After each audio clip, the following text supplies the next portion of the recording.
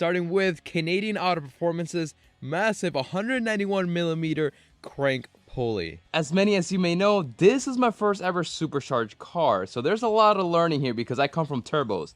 But superchargers work with the belt system, and that is why we're getting a bigger crank pulley from, of course, the biggest sponsor of this build, Canadian Auto Performance. Massive thank you to them. This crank pulley is 191mm in diameter compared to the stock ugly crusty one, which is only I think 162.25mm.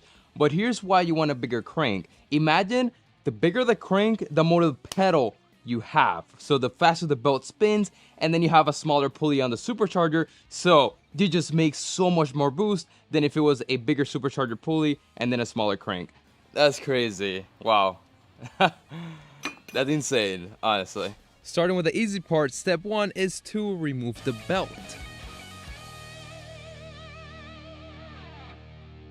Step 2, and the most important one, is remove the stock pulley, which is being held on by 8 triple square sockets, and there's actually one bolt that's called an offset bolt. The stock supercharger pulley has it marked. Keep that in mind when you're installing the new one. Thankfully that was not stuck on, but look at the size of that. The stock one literally fits inside of the new one. That is ridiculously cool. This aftermarket crank pulley also has marked where it has its offset bolt, so you just want to match it up to where the factory one was. Pretty simple.